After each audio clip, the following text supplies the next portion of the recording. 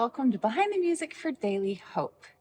I love being with you every week as we get to talk about a little bit of what makes worship such a special and integral part of our Christian walk here at Victory. Now, our motto here is being and making disciples of Jesus Christ. And one of the ways that you can help us do that, share the love of Christ around the world, is by liking things on Facebook or subscribing on YouTube, because the more we do that, the more other people see our videos and we're able to share the things that we're doing here at Victory. So if the videos I watch, either Daily Hope or when you're watching our online worship services, if they're a blessing to you, I'd really encourage you to either share them with a friend or share them on your Facebook, something like that, just so we can continue to spread the love of our Heavenly Father. Now, this weekend, we're celebrating Father's Day. Whether you are a father, whether you have a good relationship with your father or not, we all have a Heavenly Father who loves us very, very much. And that's going to be one of our hymns for this weekend, Children of the Heavenly Father. I love the words of this hymn very much, so I'm going to read the first verse for you. Children of the Heavenly Father, safely in his bosom gather, nestling bird or star in heaven, such a refuge ne'er was given. Now, one of my earliest memories of my father took place in the winter in Vermont. We lived in Vermont where it was cold and snowy, and this was late at night. I'm sure we'd been out at some church function or visiting somebody, and we were coming home, and there was a very bad snowstorm. We could hardly see. We were in a blizzard. We were trying to get home, and our house was on the top of this dirt road. So when we got there, it was snowy and icy. We tried to go up, we slid back down.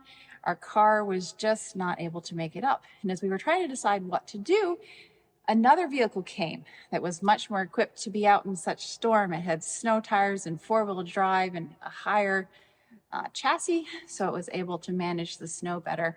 And the driver said to my dad, "Why don't you guys get in my vehicle and I'll drive you up the mountain." Now, my dad didn't want to leave his car down at the base of the mountain because there'd be snowplows coming through in the morning, and who knew what might happen, and it just would be better to get it home if possible. And so he said to my mom and I, "Okay, go ahead and get in this car, and when he drives up and makes tracks in the snow, I will follow on up." Well, I was crying. I'd been dealing with this storm as we were driving home, and I wasn't about to get in another vehicle with somebody I didn't know. I said, "No, I'm going to ride with you." And my mom was like, "Just come with me in this other car. It's going to be safer." And I insisted, no, I was going to ride with my dad. I knew how my dad could drive. I didn't know this other person. Whether their car was better or not, I didn't care. And so for whatever reason, my parents let me ride with my father. My mom did get in the other vehicle. I think she was sick of skidding around in the bad weather. And so the other vehicle went first, and I rode with my dad, and we were able to make it up the hill.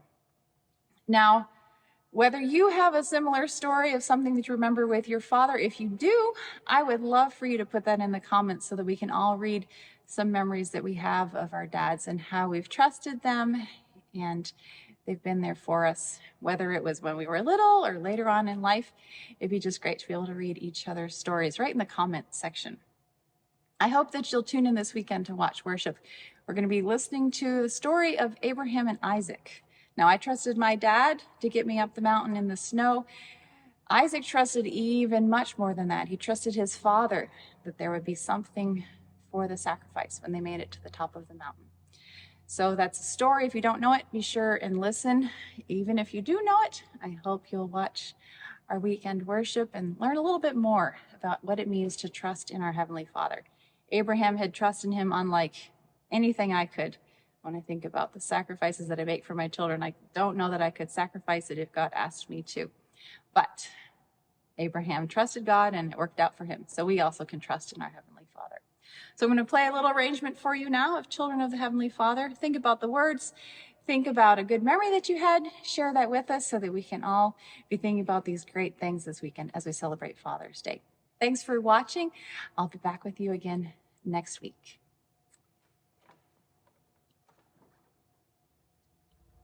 Thank you.